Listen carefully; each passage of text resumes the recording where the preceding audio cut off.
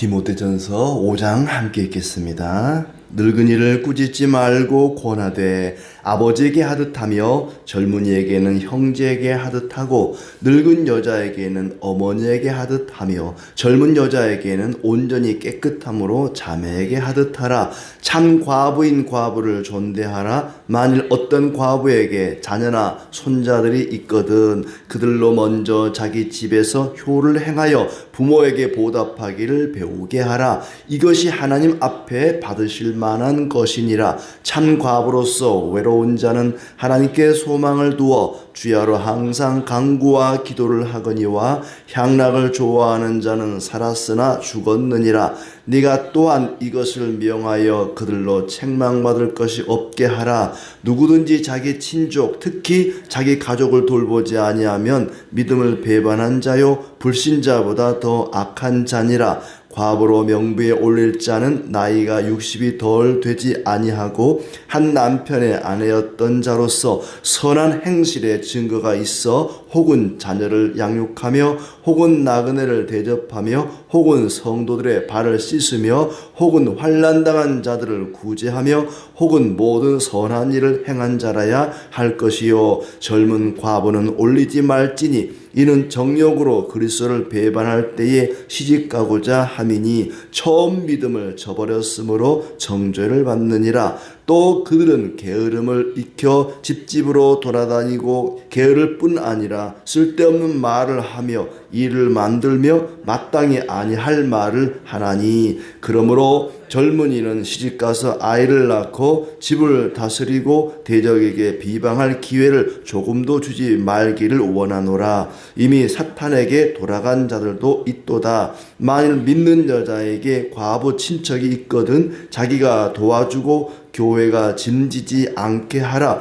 이는 참 과부를 도와주게 하려 함이라. 잘 다스리는 장로들은 배나 존경할 자로 알되 말씀과 가르침에 수고하는 이들에게는 더욱 그리할 것이니라. 성경에 일렀으되 곡식을 밟아 떠는 소의 입에 망을 씌우지 말라 하였고 또 일꾼이 그 삭을 받는 것은 마땅하다 하였느니라. 장로에 대한 고발은 두세 증인이 없으면 받지 말 것이요 범죄한 자들을 모든 사람 앞에서 꾸짖어 나머지 사람들로 두려워하게 하라. 하나님과 그리스도 예수와 택하심을 받은 천사들 앞에서 내가 엄히 명하노니 너는 편견이 없이 이것들을 지켜 아무 일도 불공평하게 하지 말며 아무에게나 경솔히 안수하지 말고 다른 사람의 죄에 간섭하지 말며 내 자신을 지켜 정결하게 하라. 이제부터는 물만 마시지 말고 내 위장과 자주나는 병을 위하여는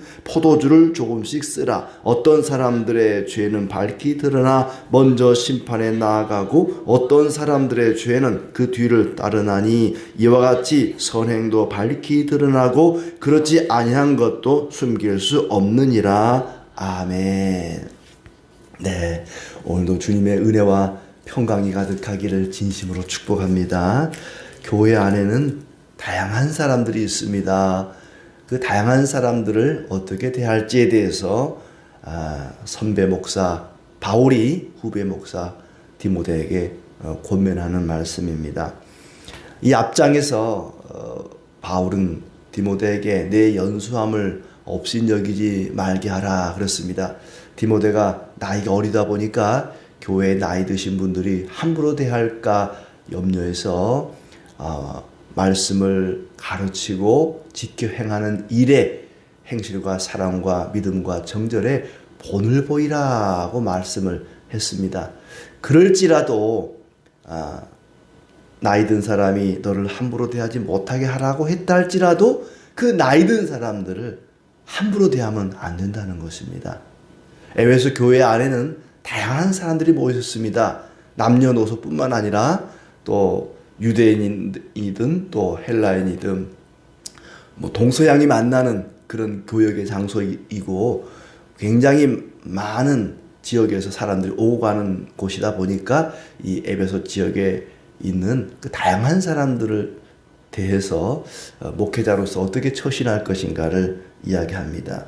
나이 든 사람이라 할지라도 함부로 괄시하지 말고 그 나이에 맞게 합당하게 예우하라는 얘기를 먼저 하고 있습니다.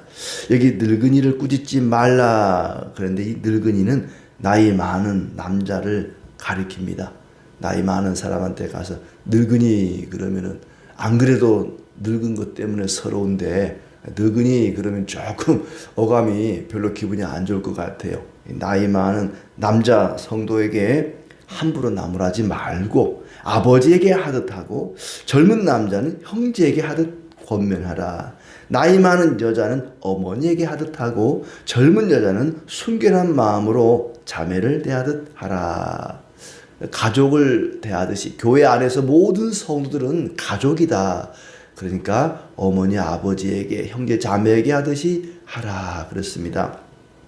교회는 잘한 사람은 칭찬해야 되지만 또 잘못한 사람은 꾸짖을 필요가 있습니다. 왜냐하면은 상자 안에 있는 사과가 하나가 썩었을 때에 그걸 제대로 도려내지 않으면은 전체가 썩을 수 있기 때문에 교회는 여러 사람이 모인 곳이다 보니까 잘못하는 사람을 내버려 두면은 그 잘못이 전체로 퍼질 수가 있습니다. 누룩처럼. 그래서 잘못한 사람은 꾸짖고 권면해서 바른 길로 회개하고 돌이킬 수 있도록 해야 한다는 것이죠.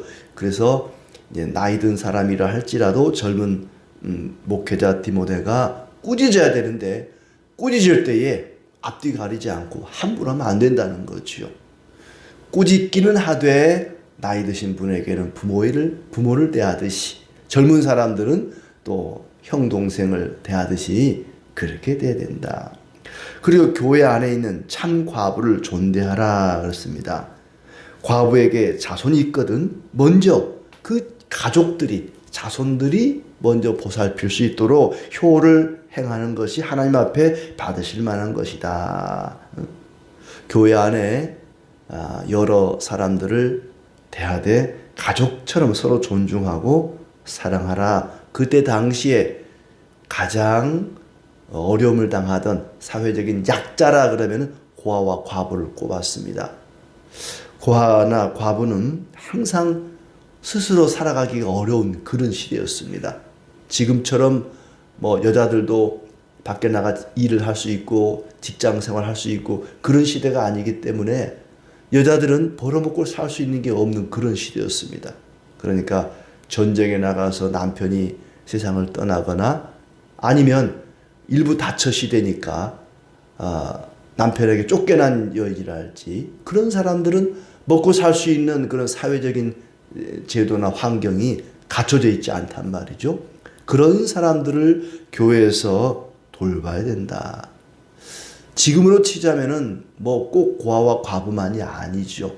홀로 된 남자들도 마찬가지고 연세가 많은 또 남녀도 마찬가지고 사회적인 약자는 많이 있습니다. 시대마다 또 육체적인 정신적인 장애를 가진 사람이라 할지 그런 사람들을 교회에서 돌보는 것이 마땅하다는 얘기죠. 그런데 과부라고 해서 무조건 다 돌보는 것이 아니다. 가족들이 돌볼 수 있는 사람이 있으면 먼저 가족들이 돌보도록 해야 한다. 참 과부로서 의지할 데 없는 이는 하나님께 소망을 두고 밤낮 기도를 드린다. 그러나 향락을 좋아하는 과부는 살아있으나 죽었다. 자기 친족을 돌보지 아니하면 믿음을 배반한 자요 불신자보다 더 악하다 그랬습니다. 가족 중에 믿는 가족이든 안 믿는 가족이든 어려운 가족이 있으면 돌보는 것이 마땅하다. 나는 예수 믿는데 너는 안 믿어. 네가 어려워도 나는 안 도와줄 거야. 네가 안 믿으니까. 이러면 안 된다는 것입니다. 안 믿는 가족이 있을지라도 어려움을 당하면 가족을 돌보는 것이 마땅하다는 얘기입니다. 그렇지 않으면 불신자보다 악하다 그랬어요. 명부에 올릴 과부는 교회에서 도와줘야 할 과부는 이렇다고 얘기합니다. 예순이 넘어야 하고 한 남편의 아내였던 사람이라야 하고 착한 행실을 인정받는 사람이라야 하고 자녀를 잘 기르고 나그네를 후대하며 성들의 발을 씻어주며 어려움 당한 사람을 도와주고 모든 선한 일에 몸을 바친 사람이라야 한다. 그러니까 지금이야 뭐 예순 그러면 젊지만 그때는 예순 그러면 굉장히 나이가 많은 그런 이제 연령이었겠죠. 예, 그런 사람들을 돌봐야 된다. 아직 젊은 사람은 굳이 교회에서 돌보지 않아도 된다 하는 얘기입니다. 왜냐하면은 교회라고 하는 곳이 뭐 물질이 재정이 무한정 넘치는 게 아니라 한정되어 있기 때문에 도움 받아야 할 사람들은 많은데 누구나 다 도와주면은 이게 부족하고 정작 도와줘야 할 사람을 도움을 주지 못하는 수가 있기 때문에 꼭 필요한 사람을 도와줘야 된다. 그런 의미에서 도움을 줘야 할 사람들을 이렇게 좁혀 나가는 그런 것을 봅니다. 젊은 과부는 명단에 올리지 마라. 정욕에 이끌려 결혼을 하고 싶어 하고 처음 서약을 저버렸다는 비난을 받을 수 있다. 젊은 과부는 굳이 돕지 않아도 된다 하는 얘기고, 또 그 젊은 과부는 돌아다니며 빈둥거리고 수다를 떨고 남의 일에 참견하며 해서는 안 될 말을 한다. 새 번역은 그렇게 번역하고 있습니다. 근데 이건 꼭 젊은 과부만 그런 건 아니죠. 남자도 그럴 수 있고 누구든지 이럴 수가 있어요. 그러면 안 되죠. 돌아다니면서 빈둥거리고 수다를 떨고 남의 일에 참견하고 해서는 안 될 말을 하는 것, 그것은 누구나 조심해야 될 사항이라고 보여집니다. 또 젊은 과부는 재혼해서 아이를 낳고 가정을 다스려 비방의 기회를 주지 말라. 가능하면 재혼을 할 수 있도록 권하고 있습니다. 또 어떤 과부는 이미 사탄을 따라갔다. 바울이 걱정하는 그런 잘못된 길로 가버린 사람도 있다는 얘기입니다. 여성도의 집에 과부가 있거든 그들을 도와줘서 교회의 짐을 지우지 않게 된다. 그래야 교회가 참 과부를 도울 수 있다.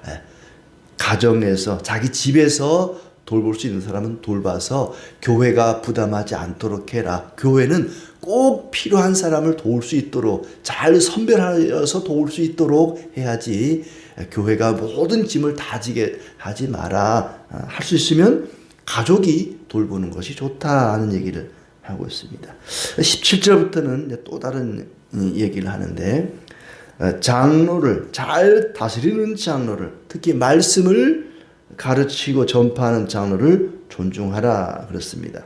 곡식을 밟아 떠는 소의 입에 망을 씌우지 말라고 구약에 말씀하고 있는데 일꾼이 삭슬 받는 것이 마땅하다 그렇습니다. 곡식을 밟아 떠는 소에 망을 씌우지 마라. 지금처럼 기계를 가지고 탈곡을 하는 게 아니라 이제 그때는 소나 뭐 말이나 나귀나 이 동물을 가지고 짐승들이 그 일을 했던 거죠. 짐승에게 이제 큰 뭐 무슨 방아라 그런지 모르겠는데 그 돌을 끌게 해서 그 돌이 이제 곡식을 이렇게 돌아다니면서 곡식을 빻는단 말이죠. 지금의 정미소 같이 그때는 소나 짐승들이 그 일을 했는데 곡식을 바닥에 깔아놓고 그 돌을 끌게 해서 그 돌이 다니면서 곡식의 껍질을 벗기는 일을 했는데 이 곡식을 소가 좋아하지 않겠습니까? 먹지 못하도록 입에다가 망을 씌웠단 말이죠. 망을 씌우지 않으면은 곡식을 빠면서 지가 다 먹어버리거든요. 그럼 먹지 못하게 망을 이렇게 씌웠는데 곡식을 떠는 소에게 망을 씌우지 마라. 열심히 곡식의 그 알곡의 껍질을 벗기는 탈곡하고 또 이 방아를 찢는 그 일을 열심히 하는데 수고하는데 먹을 걸 줘야 한다는 얘기예요. 그러니까 일하는 소의 입에 망을 씌우지 마라. 일꾼들의 삭슬 받는 것이 마땅하다. 저는 이 말씀을 보면서 이게 이제 소는 뭡니까? 빵을 만드는 재료를 이제 만들어내는 거잖아요. 곡식의 껍질을 벗기는 거잖아요. 그러니까 목사는 말씀이라고 하는 이 열매에 껍질을 벗기는 사람이다. 그냥 쌀이든 뭐 지금 우리가 쌀을 먹지만 그 쌀이 이제 원래 이게 껍질에 쌓여 있었던 거잖아요. 벼가 그 벼의 껍질을 벗겨내서 쌀이 된 거잖아요. 그러니까 그냥 벼를 주면 먹을 수가 없잖아요. 벼를 우리가 어떻게 먹겠어요? 그 껍질을 벗겨내야만 우리가 밥을 지어서 먹는 쌀이 나옵니다. 말씀을 그냥 주는 거는, 이거는 벼를 그냥 주는 거다, 먹으라고. 근데 목사가 하는 일은 이 벼의 껍질을 벗겨서 먹기 좋게, 성도들이 먹기 좋게 생명의 빵을 탈곡하는 일을 하는 일이 말씀의 사역자란 말이죠. 그렇게 우리가 빵을 먹을 수 있도록, 밥을 먹을 수 있도록 곡식의 껍질을 벗기는 소의 입에 망을 씌우지 말라고 한 것처럼, 생명의 빵을 탈곡하는, 곡식을 벗기듯이 말씀의 껍질을 벗겨서 먹기 좋게 하는 그런 말씀 사역자가 굶지 않도록 잘 보살펴라 하는 얘기입니다. 앞에서는 교회에 어려움을 당한 사람을 구제하라는 말씀을 하고, 또 교회 어른들을 가족처럼 그렇게 대하라는 말씀이었다면은, 여기서는 말씀 사역자를 또 잘 대하라는 얘기입니다. 교회가 하는 일은 교회에 어려움을 겪고 있는 사람들을 돌보는 일과 말씀 사역자를 또 먹고 살아갈 수 있도록 돌보는 그 일을 해라는 얘기죠. 그러면서 죄 짓는 사람은 꾸짖어 다른 사람이 두려워하게 일벌백계 해야 된다. 교회 안에서 여러 사람을 대할 땐 어떻게 해야 될까를 이야기하는데, 죄를 짓는 사람은 반드시 꾸짖어야 된다. 또 편견이 없어야 하고 아무 일도 불공평하게 처리하지 마라. 항상 편견 없이 공평하게 대하라. 잘못한 사람을 꾸짖는데 아는 사람이라고 해서, 친한 사람이라고 해서 뭐 대충 하고 봐주고 그러지 말라는 거죠. 편견이 없어야 되고, 또 불공평해서는 안 되고, 아무에게나 안수하지 마라. 일꾼을 안수해서 세우는데 아무나 세우면 안 된다는 얘기고, 또 남의 죄에 끼어들지 말고 자기를 깨끗하게 지키라. 그리고 아마 디모데가 위장이 좀 안 좋았던 것 같아요. 위장과 잦은 병을 위해서 물보다는 포도주를 조금씩 쓰라. 자기 몸을 잘 돌보라는 것입니다. 성도들은 자기 몸이 건강하게 유지될 수 있도록 잘 돌봐야 됩니다. 몸을 관리하는 것도 성도의 바른 자세라고 할 수가 있겠죠. 또 죄라는 것도, 착한 행실도 언젠가는 반드시 드러난다. 사람이 죄나 착한 행실도 감출 수 없다. 언젠가 다 드러날 것이다 하는 얘기입니다. 예수 그리스도로 하나가 된 교회 공동체는 세상과는 달라야 됩니다. 세상은 옆에 있는 사람이, 이웃이, 또 가족이나 친척이 굶어 죽든 말든 추위에 떨든 말든 별로 관심이 없을 수 있습니다. 그러나 성도는, 교회는 그러면 안 된다는 것이죠.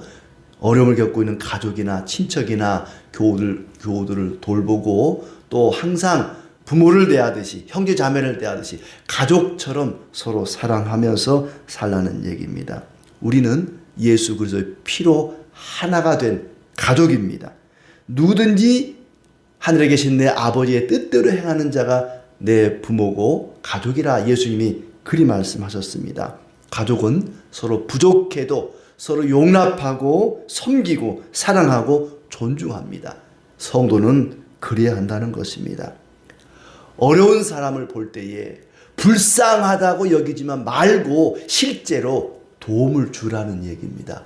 추운 사람에게, 배고픈 사람에게 아이고 춥겠네, 아이고 배고프겠네, 불쌍하다, 그렇게 말만 하지 말고 먹을 걸 주고 옷을 벗어주고 실제적인 도움을 주는 것이 교회와 성도가 해야 될 본분입니다.